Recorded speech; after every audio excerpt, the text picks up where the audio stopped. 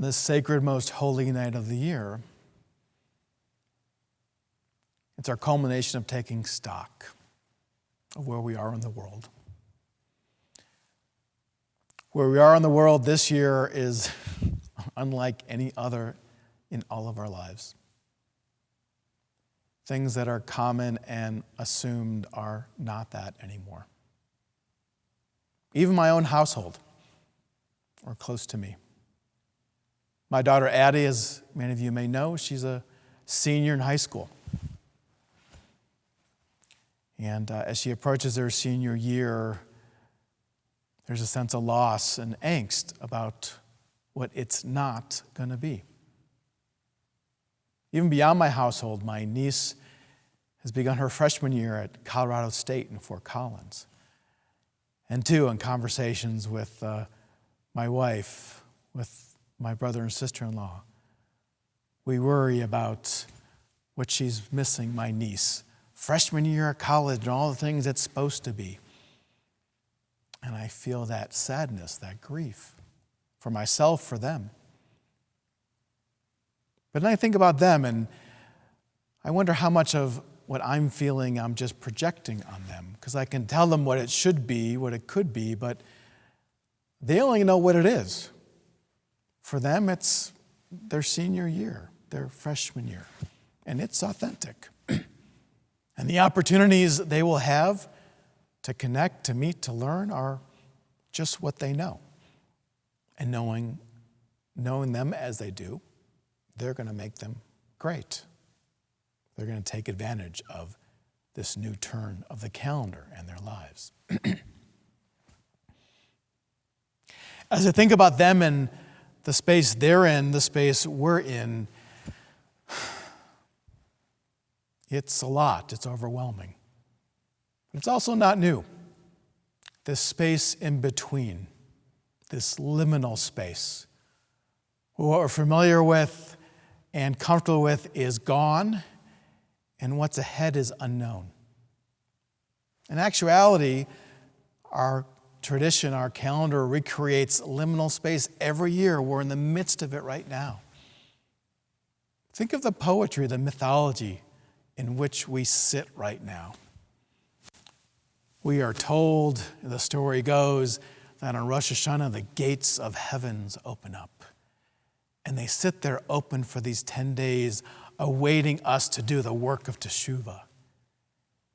And while they're open, we have the chance to, move on from the year before us that's familiar and known to the unknown of what's ahead. That's supposed to fill us with dread, with sadness, with loss, but also to motivate us to move forward with hope, with ingenuity, with purpose. Those gates sit there and they wait for us. They remind us. And it feels like, the whole world is in this liminal moment, that there are gates that are open, threatening to close on us. The Jewish biblical scholar Aviva Zornberg talks to us, teaches about these gates, these liminal moments, these openings in time. They're called petach in Hebrew, and here's what she teaches.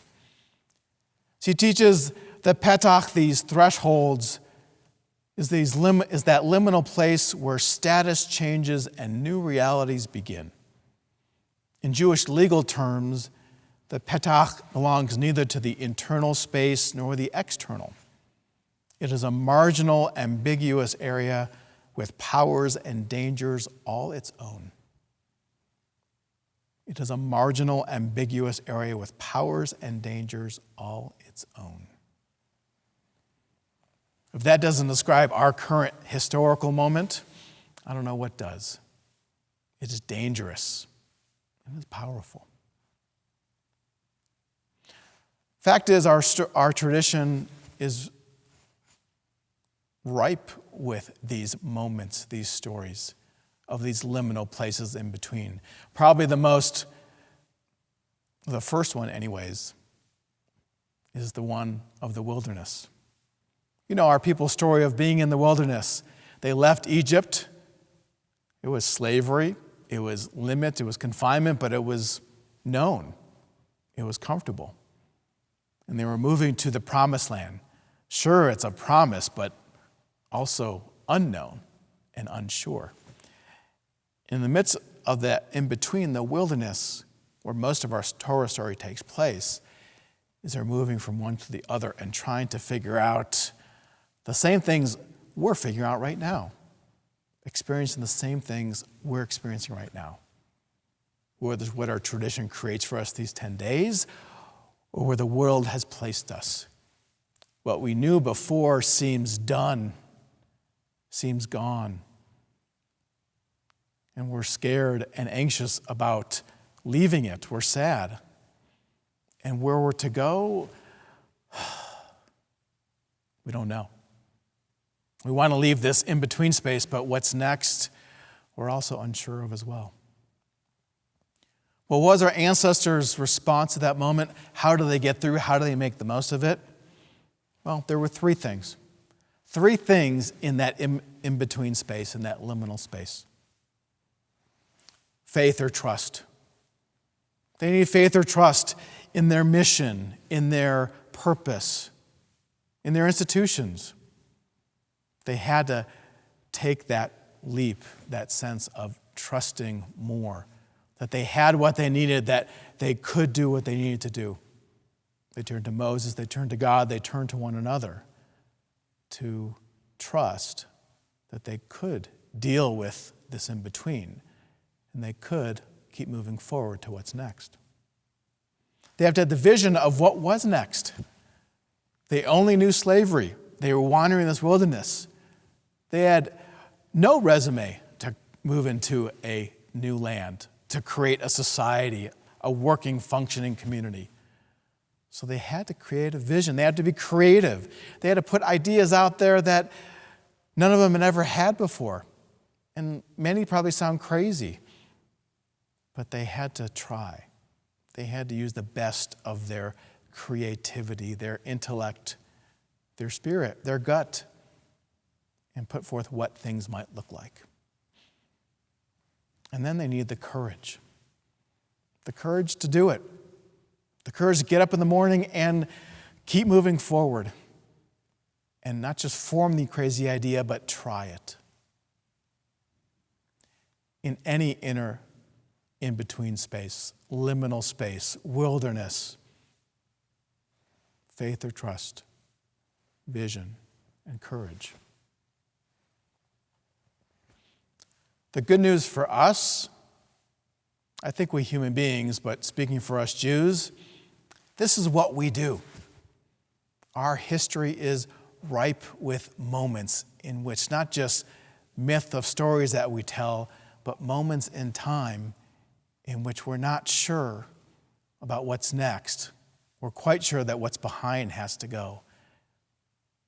But we muster the faith, the vision, and the courage to move forward. I feel like in so many ways we're part of that. Certainly the state of Israel feels like it's in that kind of space too. Now, this is not a time for me to talk about the politics and challenges of Israel, but something happened this summer during the pandemic that just touched upon me about the way we deal with these moments. What happened was one of the more prolific Jewish thinkers and writers, a political scientist named Peter Beinart, born in South Africa but American now, wrote a piece that really shook a lot of the Jewish world, the Zionist world. What Beinart suggested was that this idea of a two-state solution for Palestinians and Israelis won't work. We're already living in a one-state solution, so what we should look towards is creating a binational state. Now, if you've not heard of this, I can imagine how you're reacting. Well, put that out to the rest of the Jewish community. And across the spectrum, right, left, there was great consternation. Beinart's ideas were provocative, to say the least, and caused intense discussion and reaction to him. As I said, I'm not here to debate or discuss the merits of his point. I'm happy to do that at another time and recommend you check out Beinart. Just Google Beinart and one state, I'm sure you'll come up with plenty out there. But what I'm appreciative and moved by not necessarily what he said, but that he said it. You could make the case that the Jewish world, that the state of Israel is in this in-between state. There are so many unknowns about things, challenges it has to deal with. And Beinart presents this idea that implies trust or faith. Trust or faith in, his abilities to articulate something. A community whose tradition prides itself on debate and earnest discussion, even in disagreement. A vision, an idea that's certainly provocative and radical. And the courage to say it. Agree with him or not, that's what we do in these moments. In fact, in explaining this, he brings up another moment. About 2,000 years ago, a similar moment, an in-between, a liminal, a wilderness space in which it seemed a world was ending and there was grief and loss and fear about what's next. Here's what he said in his article. Jews have distinguished between form and essence at other critical junctures in our history. For roughly 1,000 years, Jewish worship meant bringing sacrifices to the temple in Jerusalem. But then, in 70 CE, with the temple about to fall, Rabbi Yochanan ben Zakkai imagined an alternative. He famously asked the Roman emperor to give me Yavna and its sages. And the emperor did. From the academies of Yavna came a new form of worship based on prayer and study. The same form that still is what we base our communal prayer and study on today. Animal sacrifice, as it turned out, was not essential to being a Jew. That's what Yavna means today. That Yavna moment, the wilderness moment, the gates waiting to close. These are moments that are part of life and growth. These are moments that we human beings have to step up and into. There's another story I love to tell, a midrash about back in that wilderness at the beginning. As the Israelites left Egypt and were fleeing. We all know the story. The sea split, they ran through. But there's a story about that story. That before the sea split, Moses raised his hand and nothing happened. The Egyptians were coming after the Israelites. The sea was in front of these group of slaves who didn't know how to swim. What were they to do? Moses raised his hand as if it would magically open, and it didn't. But there was one guy there. His name was Nachshon. Nachshon saw Moses raise his hand, and in this ultimate of in-between moments, of liminal moments, needed to do something. So he had the faith, the courage, and the vision to step into the water. And when he stepped in, nothing happened. The Egyptians still came, Moses' hand was still raised, but he still had that faith. He still had that vision, he still had that courage. He stepped further. And so from the water over his ankles, it went to his waist, and nothing. He continued to step in, and the situation became more intense, more precarious as the water went up to his neck. Moses' hand was still up, the army still came, and there was no splitting. Until finally, Nachshon decided to step one more step. And the moment that the water came over his nose, where he couldn't breathe, he felt like he was suffocating, and he didn't know what would happen next. That's the moment. That was the catalyst that the sea split. And the Israelites moved to their liberation. And that's where we are. We are in this moment waiting for the sea to open, to see what's next, to walk through to our liberation, to our possibility. And all we can do is keep moving forward. Have that faith and trust to cultivate that. Have that vision about, what those steps may look like and where they might take us.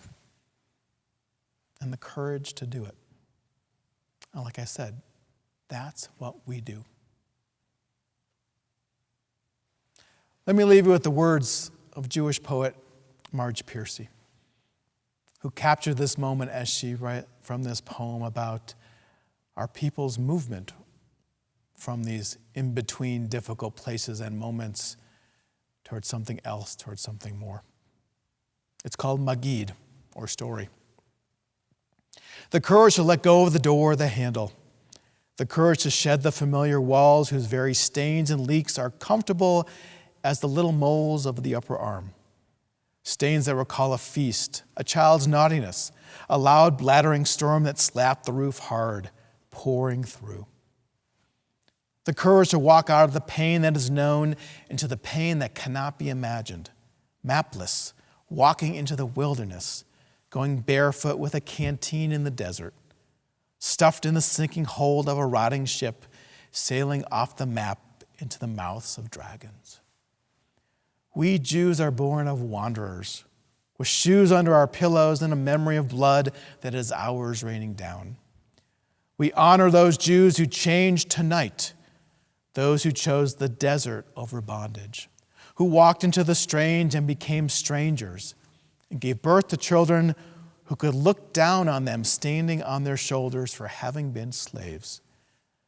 We honor those who let go of everything but freedom, who ran, who revolted, who fought, who became other by saving themselves. Let us continue to live our story. Embrace this space, this moment. Those gates are closing, but the promised land lay ahead. I look forward to moving with you. Shana Tova U'Mituka. A happy, healthy, and sweet new year. Amen.